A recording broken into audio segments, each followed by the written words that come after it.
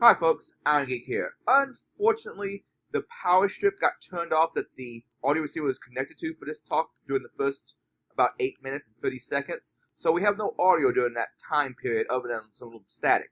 So to get to the audio portion, fast forward about 8 minutes and 30 seconds in. Sorry for the inconvenience.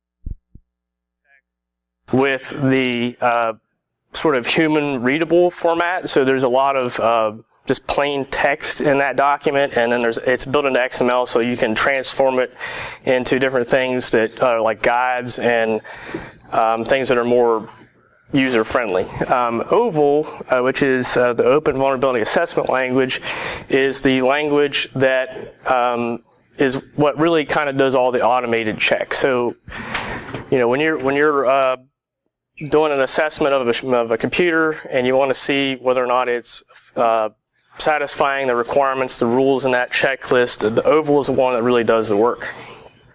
CPE, you may all be familiar with that. It's a standard or a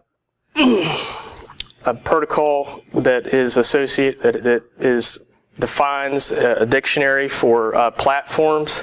So you've got all of your sort of URI syntax that defines, is it Red Hat, is it Windows, what type of Linux. It has all that in there, so you can enumerate and identify what it is that you're scanning and be able to verify that the checklist that you're going to be applying or testing against matches the system or the product that you're working with. There's also the common configuration enumeration, which is a dictionary for defining the standard configurations it's primarily security oriented for securing different products, platforms, and so that's an identifier that's associated with the SCAP protocol. And of course, the one probably most you would recognize is the CVE, and that's for system vulnerabilities. So there are identifiers for that. Get a little bit more into XCCDF. So like I said a little bit before, it has the human readable content in it, and it makes associations with that human readable content into the OVAL, which the OVAL, like I said, is what does the automated checks and is actually looking at the product configuration. The XCCDF has what they call XCCDF rules and the XML standard, and also that has references to check content, which can be defined in different languages. Manual checks would be like if it's a purely manual SCAP guide. They also have the OVAL for the automated checks, and there's another thing called OSL, which allows you to kind of do a question answer, where it'll give you a human readable question, and then you basically fill in the blank. So it's kind of a midway between automated and truly 100% manual. Some key elements that I'll be kind of mentioning and talking about later as part of XCCDF is the benchmark, which is kind of the overarching container, if you will, for the checklist itself. Within that, there are a varying number of profiles, which are essentially different views on the content within that benchmark. And then within, kind of lower down, you have groups, rules, and values. The rules are really what make up the checklist. Here's all the different configurations that you should have for the product. And then those can be kind of containerized within groups, the rules within groups, and then the profile allows you to kind of put different views on combinations of rules and groups. And the value is also significant because it is what allows you to have some flexibility and different values to the configurations. I'll get into that more later. So I already talked a little bit about OVAL. It is, for the automated content, the XCCDF rules reference the OVAL checks via the check content I mentioned, and then there's a thing called OVAL definitions. And the key elements for OVAL, like I said, definitions, and then kind of below definitions you have criterion, and then below that you have tests, and then the tests look at different states of objects in order to determine have you implemented the check according to the guide. So to kind of get into a little bit of it, here is a couple snippets from a STIG. And at the top, like I mentioned, it called out the profile, and it's just actually a snippet of a particular profile. And the main parts there is you have the name of the profile, the title, and description, and then beneath that you have selectors, which is kind of how you define throughout. You may have like for 300 rules or groups of rules within a checklist, and it allows you to kind of select only certain rules based on a particular profile. And then below is an example of a rule. And it contains, the title and description, which is kind of your human readable information. It has the ident element for identifiers. In this case, it has a CCI, which is a DISA-specific identifier.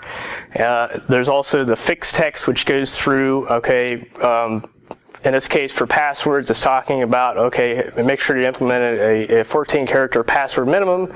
And then the fixed text is explaining for Windows on how you would apply that in the event that you haven't already applied it.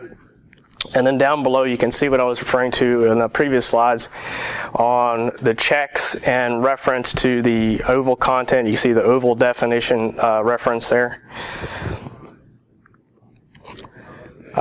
So another thing I wanted to show is this is actually output from the OpenSCAP tool, which I'll kind of demo and show more on later. But this is kind of a means that they have built into that tool that allows you to take that XML content from the XCCDF and display it into a more human-friendly guide.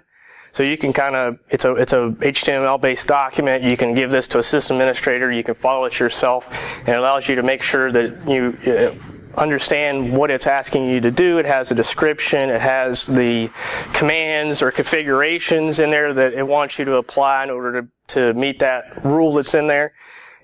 All of the content in XCCDF is generally rated by severity. There's references included. In that case, it's a security control from 853, NIST 853. And, there's other optional fields that can be added, and a lot of that it is dependent on who has written the checklist itself, on kind of the format, how verbose the content is, how many references there are. I believe this one is maybe from Fedora, so that'd be from the SCAP Security Guide content. Okay, so this is kind of getting more into how do you actually use it. So here's some commands on how you can on several different Linux environments download and install the SCAP Security Guide content that I mentioned. There's also checklists available from other resources, the National Checklist Repository, which I'll kind of get a little bit more into, the OpenSCAP.org, which is the actual SCAP tool, and of course the DISA website for the STIGs. The main thing I'm going to be showing here is the OpenSCAP tool, and that's from OpenSCAP.org, and there's kind of the commands on how you would go and install those on Red Hat and CentOS.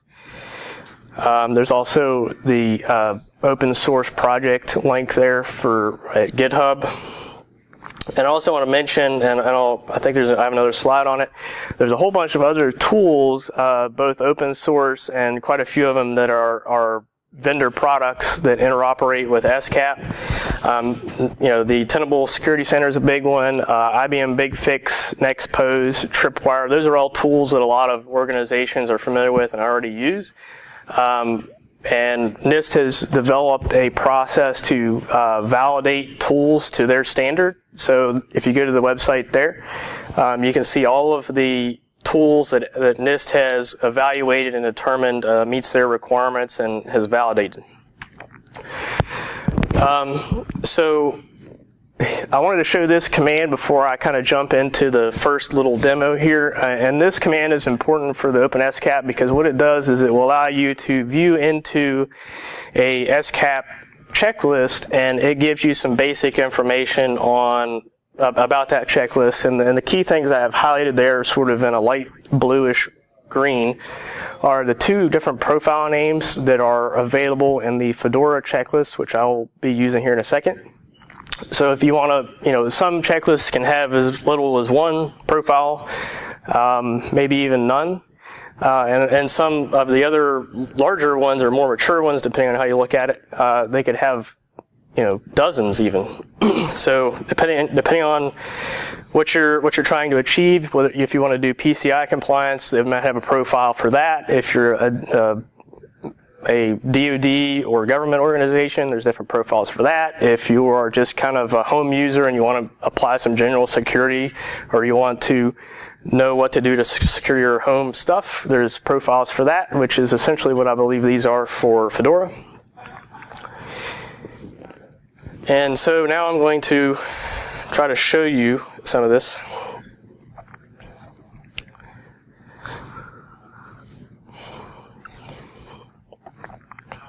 So I've got a basic, just got a Fedora instance here.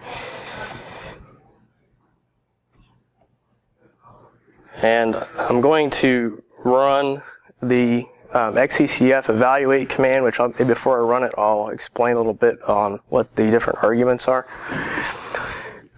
So this is giving the OpenSCAP tool, they're going to run the XCCDF evaluation function within the SCAP tool. The profile, which by the way, all of the argument that you can feed into OpenSCAP have the dash in front of them, which will certainly mess you up if you forget a dash or you add too many. So the profile is defining which, like I showed you just a second ago, which profile you're wanting to run, evaluate your system against. The rules is going to output the results, the oval results captures there's some raw data that comes out of when it evaluates a product on when it looks at, like, for example, how many password characters you have in your PAM settings. It's going to look for a certain value depending on which profile or which rule you're running. That oval results is going to capture not only that it looked at it, but what value it found, whether it matches or not on what the checklist has in it. The results argument is going to just basically tell the tool to output the results to a particular file location, and then the report, it runs in the background essentially an XML transform to take the results file and convert it into a more friendly HTML format. And then the last argument is essentially just the checklist file itself. So this will take, I don't know, a few seconds, maybe a minute or so, but basically it runs through and it's going to look at all the different rules based on what's defined in the checklist and the profile that I selected, and it's going to go through and evaluate different configurations on the system to determine whether or not you're meeting that.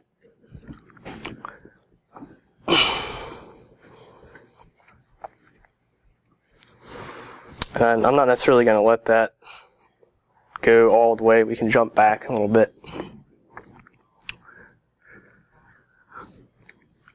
So I'm kind of jumping ahead. So I ran this earlier on my computer here, and this is essentially the HTML report that I mentioned from the OSCAP command I just showed you. And this HTML file is directly out of the OpenSCAP tool. And I wanted to touch on some basic things that comes in the output. Obviously, it lists the beginning time and ending time for the scan. It tells you what benchmark was run, what profile was selected during the scan. It tells you the IP address information for the scan. It also gives you statistics as well as detailed information on all the different rules that were run and how many of them failed, how many of them passed. There's other conditions that can occur, which is like an error condition if it's unable to run the check successfully. There are also one is called not selected, which would be if it will list all of the checks that are in the checklist that is not selected by the particular profile. I think there's a couple others I'm forgetting. But that's kind of it in a nutshell.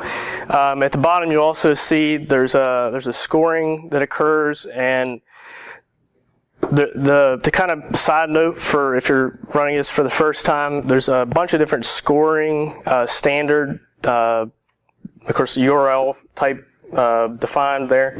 The default one has a weighting system to them, so the rules, a checklist author has the ability to weight different rules higher than others, so some are more important. So whether or not you implemented those successfully, based on the weighting, will vary your end result of what your score ends up to be. And I wanted to show this also. This is a feature of adding that --oval results into the scan. This basically gives you more information on why this particular check did not pass. So as you can see below there, it's actually giving you values from the Etsy Secure TTY file on what it was expecting to find, and then what it found, and the description above, as well as the rationale, kind of explain more details on what it was looking for, so that you can. It's really a guide for if you're the one applying these settings to your system, and you've run it for the first time, and you want to figure out, okay, why did this fail, and what do I got to do to configure my system properly in order to get it to satisfy this checklist rule. Okay, so I mentioned the National Checklist Repository a little bit. This is basically a NIST run website that you can go to, and you can go and search for various different checklists in the SCAP format that are available. There's, from everything like I showed before, there's OSs, there's web application servers, there's databases. This is kind of like the central repository, one of the best resources to find content in the SCAP for SCAP content. And I wanted to touch on, because I really like that resource, the National Checklist Program has kind of a tiering system that describes the maturity of the content itself. Tier 1 is basically pros only, so that's basically a security checklist that may or may not actually be in SCAP format, generally not. So that would be like I open up a text document and start writing out all of the recommended configurations for a product. You get into Tier 2, and that is a machine-defined. It could be JSON, it could be some other language, but it's not necessarily SCAP. It doesn't conform to the XML standards that SCAP uses, the XML namespaces for SCAP. Tier 3 is where you get into content that is true SCAP content that can be used with those validated tools. You can plug them in, you can manipulate. That's where you get your flexibility of I can write a SCAP content, pick your platform and turn around and be able to transport it from Windows to Linux to you name it. And then you get into the Tier 4 level, which is not only is it that SCAP content that you can plug into those tools and really go and run and do cool stuff with, it also has external mappings, some of which I showed you. So they had the CCI reference, there was the NIST 853 references, and some of what I showed you earlier. So I also want to mention that not only can you do configuration checking, you can do vulnerability scanning. Arguably, probably not the best way to do it, especially if you're coming from an external endpoint. But if you are the administrator of the system, and maybe you have limited means of testing whether or not your system is patched, a lot of the vendors, specifically OpenSCAP or Suzy, however you pronounce it, they have some content available in the OVA language to evaluate your system against vulnerabilities. Most of those have identifiers associated with CVE, so you can do the scan and then look up whether or not more detail on that vulnerability based on the CVE identifier. I also have listed there the Red Hat links, which are actually from the openscap.org webpage. And down below, there's kind of this is the generic syntax for the command on how to run an OVA evaluation. Earlier I showed you an XCCDF evaluation. Most of the vendors that I've found or seen are giving you OVA content in order to do just the vulnerability scanning, or checking your system for vulnerabilities. And here is an image I basically took from the OpenSCAP webpage there that shows kind of, when you run the vulnerability assessment, it gives you, here's all the different things it's checking along with the different identifiers on what it's checking. So, get into a little bit more on the tools themselves, or the tools that are available. Been showing you OpenSCAP. It's a Red Hat provided piece of software. I believe it's a GNU, so it's open source, even though it's a Red Hat written. Another good tool, which is not necessarily open source, although there is an open source version called Spacewalk, is Red Hat Satellite, and I will recommend the version 6 if you're interested in using Satellite, or if you're already using Satellite. Version 6 has a bunch of additional features in it that allow you to do things like schedule recurring scans using OpenSCAP. So if you have a large environment, say thousands of workstations, servers, whatever it is, you can go into the Satellite and be able to schedule it to run SCAP scans, SCAP evaluations of all of your environment. You can schedule it to all run at the same time. You can vary it so that it doesn't have performance impacts to your system. The other nice thing with the new version is it allows you to more easily manipulate the results. It pulls all the results into the Satellite, and it has the ability to also export those results in the standard XCCDF reports and oval reports formats. So that's kind of a nifty tool. Microsoft has a kind of a similar product to what Red Hat has. They have an SCAP extension for SCCM. So if you have a large enterprise and you have a license for the SCCM, you can basically go and get your SCAP extension and do similar things to what you could on Red Hat to be able to manage a large volume of systems. Tenable Security Center, a lot of people are probably familiar with Nessus. Security Center is kind of the enterprise component of that. It's a portal that you can run a series of different separate Nessus instances, or you can interact with just one. That is a NIST validated SCAP tool. Tripwire is another endpoint product that is pretty popular. And then of course you got BigFix, which is also a popular endpoint product. All of those are SCAP validated, or especially good for an enterprise, a larger corporation that is willing to and can invest in some of those kind of corporate enterprise type tools. I like that kind of GIF there. It's a good one for tools.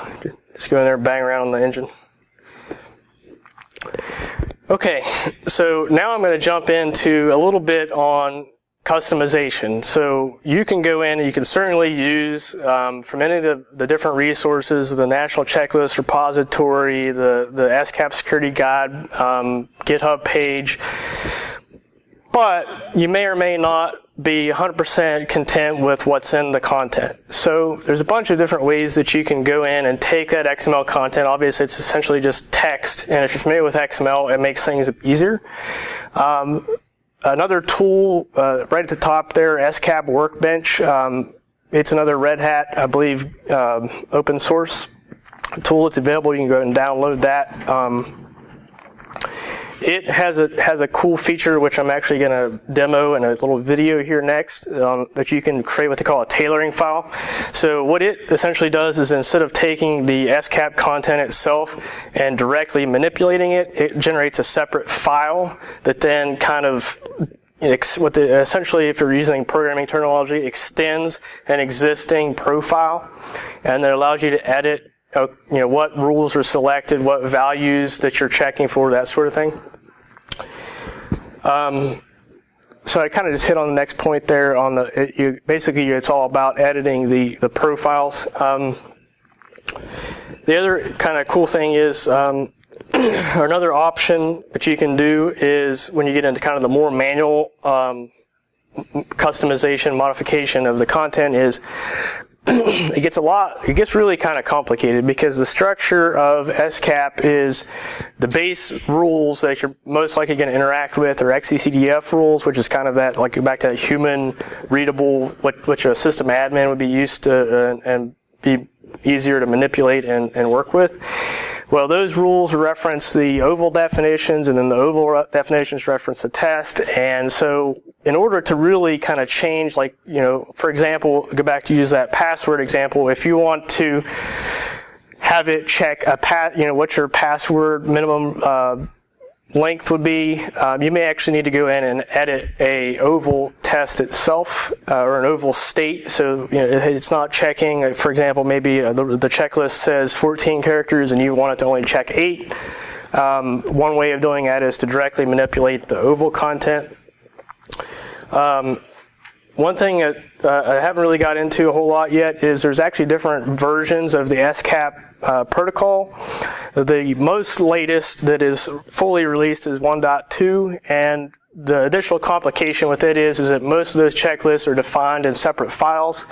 So what that means is that you're probably going to have an XCCDF file and then an oval file, and then those files kind of reference each other. You may also have an oval, or a CPE file, which kind of defines, hey, this is the platform that this particular checklist is associated with. And then you may even have a CPE oval file, which kind of has the automated evaluation content for determining the target that you're scanning to make sure it matches the checklist. And one of the big things with the 1.2, which is the latest, which by the way, there's a 1.3 that's in draft.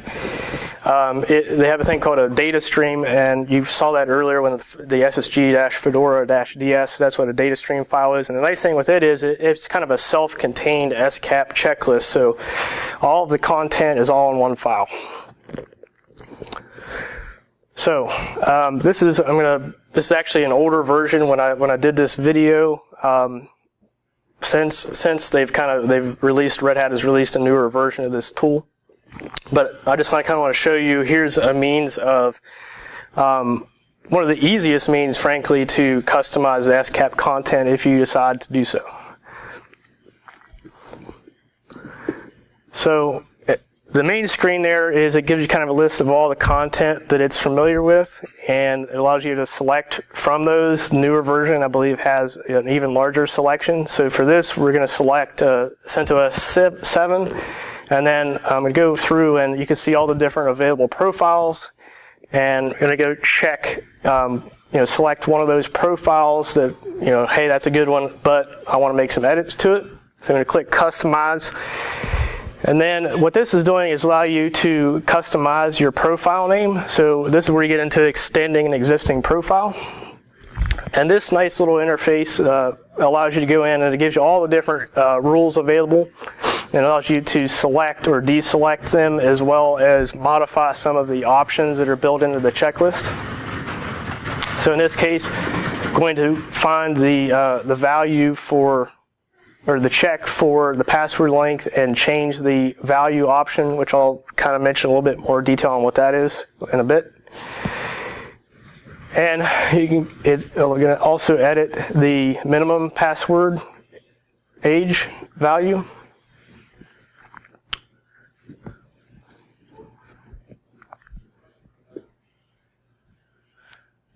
And there's the maximum age being edited also. And as you see, just kind of scrolling through all the different options, and in this case, it's the CentOS 7 checklist. And in this section, there's a bunch of checks associated with how your disk partitioning is. So I added another one that wasn't checked in that particular profile, and it's going to include that in your new tailoring file.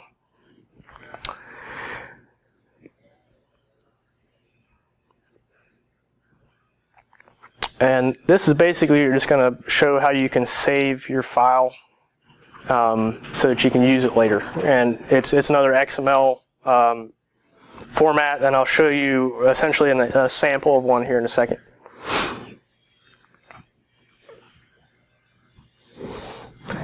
And before I move on, I also want to mention that down in the kind of bottom right there is the scan option. So this tool actually not only does allow you to edit and generate a tailoring file for your content, you can also do both local and remote scanning using this tool, and it basically just interfaces with the OpenSCAP tool.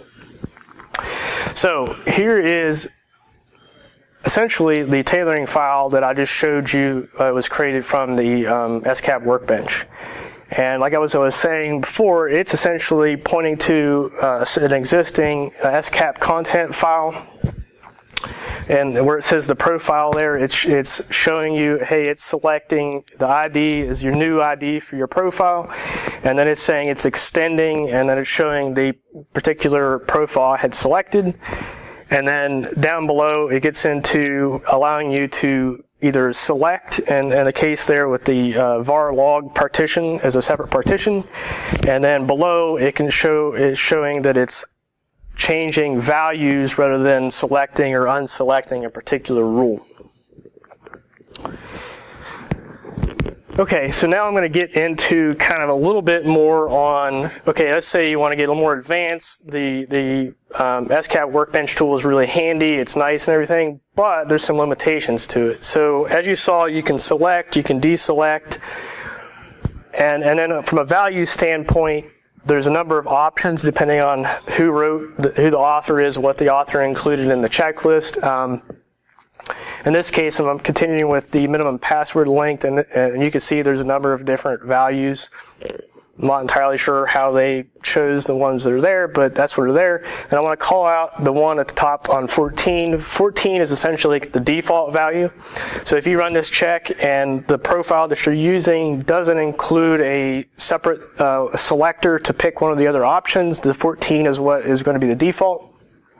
So one thing you can actually do is go into the profile, and there's a selector, as you can see there below, and you can either change the selector, or in the case of your profile, if it has that refined value, which is essentially selecting a different value or changing the value, you can just delete that entirely. So what happens is when you remove that refined value tag, it's actually going to default to that 14. So that can be handy if the 14 is what you want. Another option, of course, is you don't want to do any of this selector stuff, so you can go in and edit each of these value tags by yourself. And if you want to be really tidy about things, you can go and delete all those other options if you're not going to use them, and then just manually hard code whatever the value is that you want it to check for you. So if you wanted to put 25 in there, it's not an option. You don't want to use any of those options that are selectors. You can just hard code 25 in there. And if you have the refined value removed from your profile that you're using, it's going to ignore all those selectors below. You can delete them if you choose. So that's kind of just a high level on how you can edit. I think I kind of described a little bit about how you can go in and actually edit the oval content itself. That gets a lot more tricky.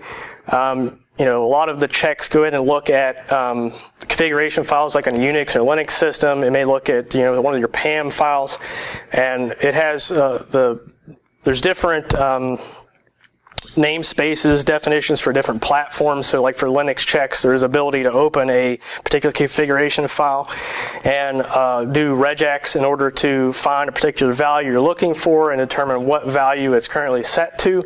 So in order to get into the weeds there and say, hey, I want to evaluate create a new rule and be able to evaluate a setting that maybe the checklist, the content that you're using doesn't have, you can certainly do that. It gets a lot more complicated. You have to be familiar with more on how the OVAL language works. You have to be familiar with, in this case, what file you need to look for. You also need to be familiar with regex in order to do some of that. So I'm not really going to go too much more on that. But so here's another thing I want to show you on the manual customization. So I wrote a really basic XSL transform file here. And really what this is going to do is take your content, your SCAP content, your XCCDF content specifically, and do a match on it, and then it's going to find all those values that I was showing you that you can edit and manipulate earlier, and it's going to output them in a nice little table for you, because especially the SCAP 1.2 data stream type SCAP contents, they can be enormous files full of text. You can spend a lot of time scrolling or doing find next in order to find all these, depending on whether they're in a sequential within the file or not. So this is one nice way to kind of say, okay, I want to edit the content.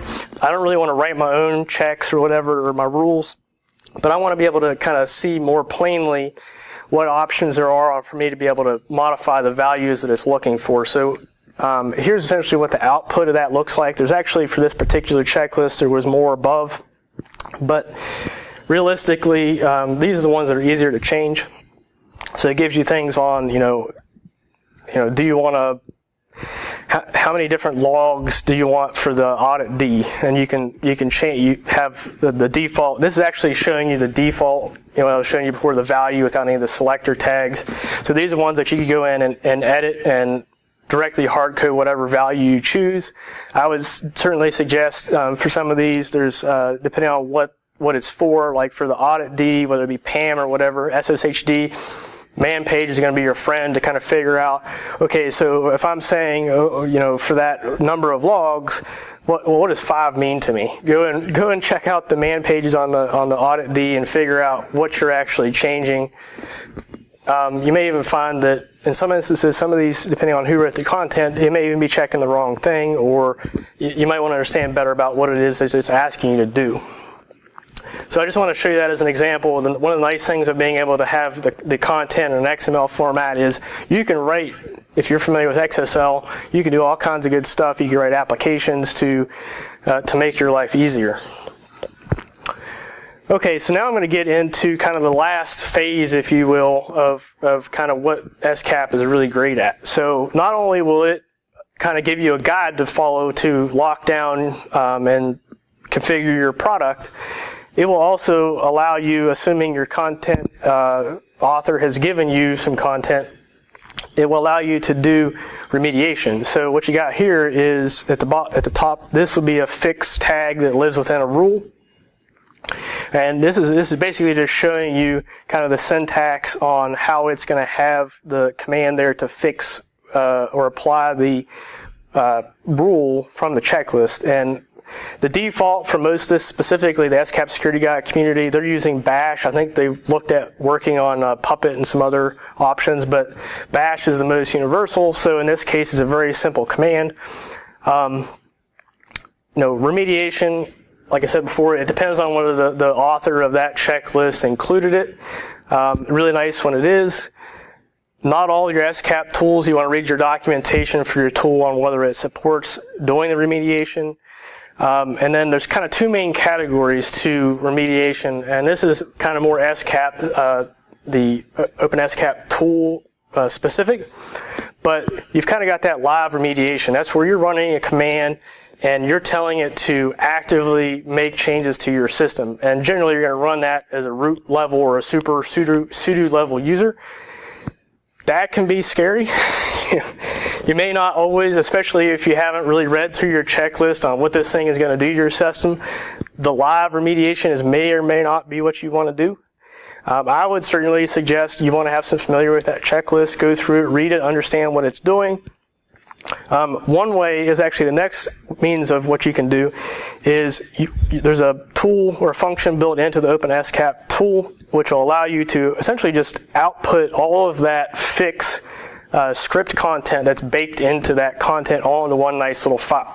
So that's really handy, like if you're doing, for example, Red Hat and you're using Satellite and you want to build a kickstart that will allow you to lock your system down from the beginning, or maybe you want to provision a VM and then you want to be able to run that either through some other utility you have, or you just want to run it manually for, that would allow you to get that bash output all into one file.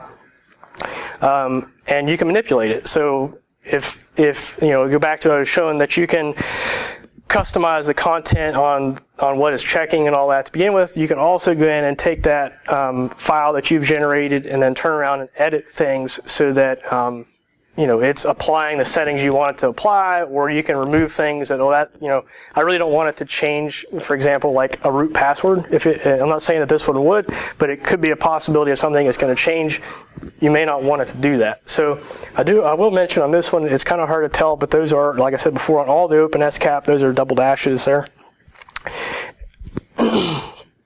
So another kind of thing when I was preparing for this that I discovered is CentOS has included this nice little feature in their GUI installer.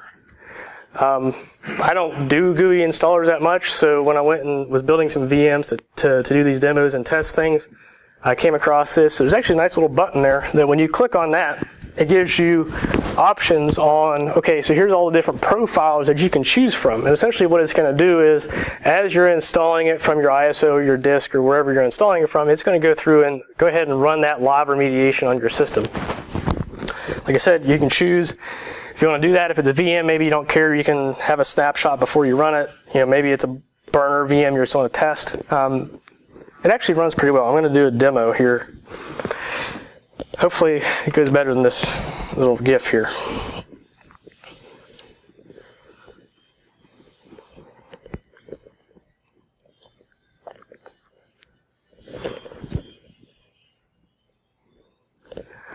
Okay, so before we stop, you kind of see from the demo earlier, it went through and checked all these things. You can put that to null if you choose to, if you don't want to see if you're running a script or whatever, but it's kind of handy if you're looking at it. It gives you the, right away, it gives you the pass or fail. It can be annoying because it can get long, so you could, depending on what you're running it at, you might want to pipe it to more or less or whatever, or maybe you can output it to a file.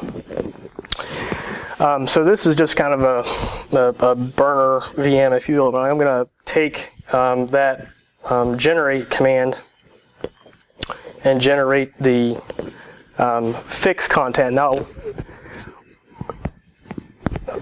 so one thing I want to call out here is it's going to take a look at the, you basically need to run an evaluation of your system beforehand, because what this both the fix, whether it be live or the or it's generating a script, it's going to basically just select the things that it knows your system needs to apply that hasn't been applied, so essentially ones that have failed. And I think I'm missing a in what I cut and paste there, so this may be another kind of good thing for the demo. -H kind of gives you the options.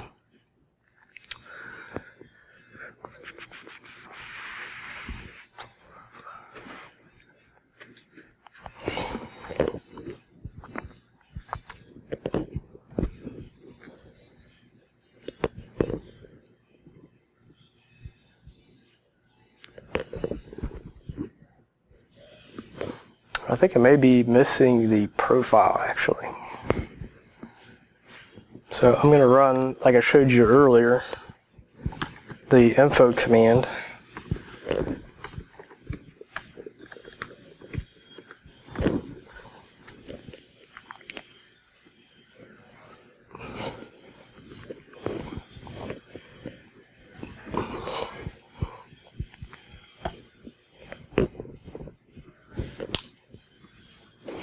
If this doesn't work, I'll just abandon it.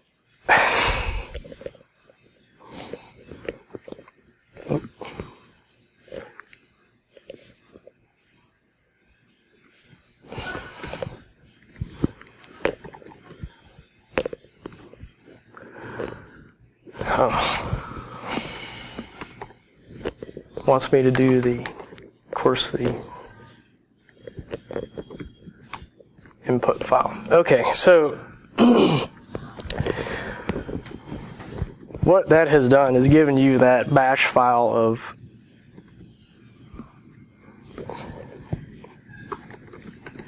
all the fix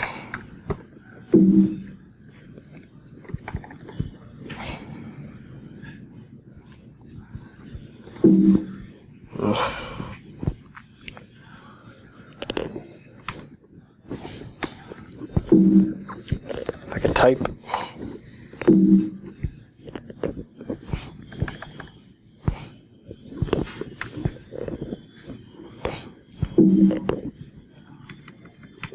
That's what I get for trying to read it off the projector.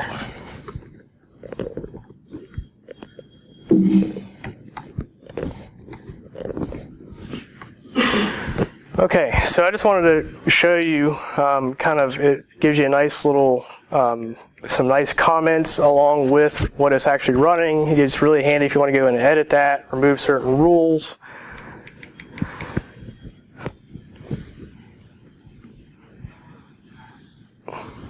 You can essentially plug this directly into a Kickstarter if you chose to, if you're using Satellite and Red Hat. So the other real test is I'm going to run a live remediation for you.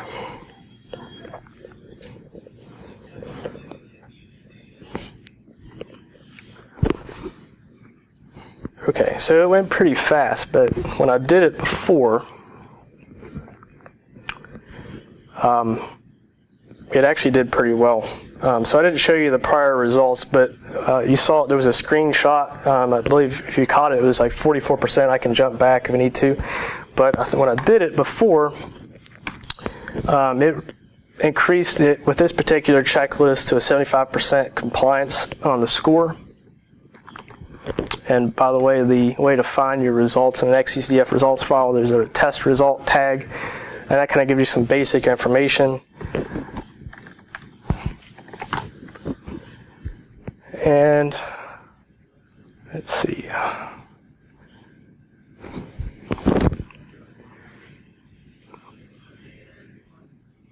Okay, so this is the before file. So I'd have to rerun. Let me rerun the scan itself. So there's where you get the 47%. I'm going to rerun the scan for you.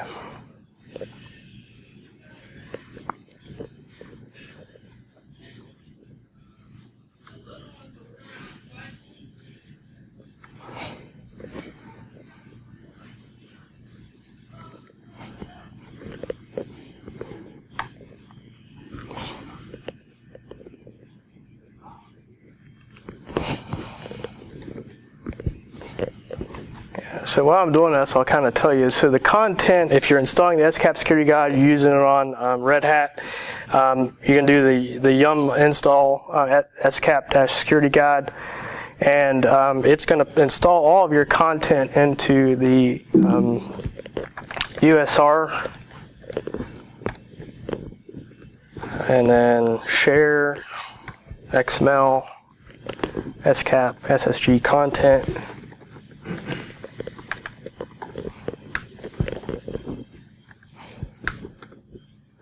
Okay, so hopefully it'll run now, and I'll be able to show you the improvement. That's what I get for doing live demos, right?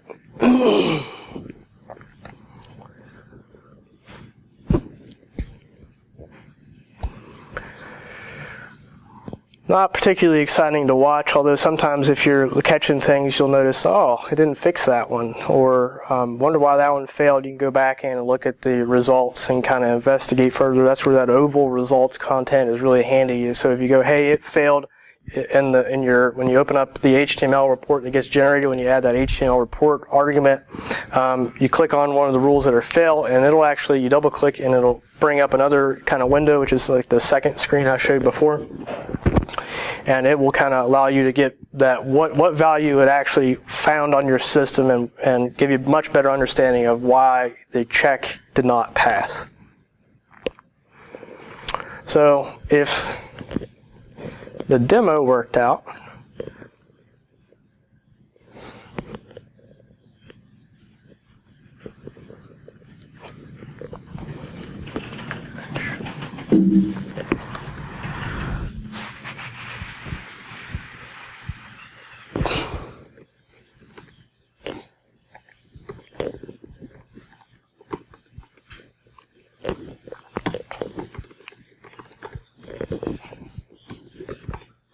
and I'm jumping to the test result first because there's other references to scoring which will tell your tool what scoring standard you're using, so it's easier just to jump to this and then jump down. So it actually worked, luckily, live demo, and like I mentioned, it's going to take your system live remediation. So far, having run this on Fedora, I was able to get back into the box. It still works. So luckily enough, the content you have in this is going to definitely secure your system down. It's going to do things like increase your password length to 14. So a lot of cool stuff, and it does it completely automatic for you. And the difference between a 40-some score and a 75 is it's applied a whole bunch of different changes that are going to secure your system. So I could probably stand up here and talk for an hour. I'm kind of a couple of minutes over already. I could talk forever. But that's kind of a gist. That's a high level on what SCAP will do for you. My last slide is basically just kind of some links again on the different places to find content. The top one is the National Checklist Repository. There's the OpenSCAP.org, which is that open source tool baked into several different CentOS, Fedora, Red Hat. The STIGs, of course, and then the GitHub for the SCAP Security Guide page. So I don't think there's anybody following other than dinner. So if you guys have questions, or if you want to go to dinner, either way. Any questions? Okay, well, thank you.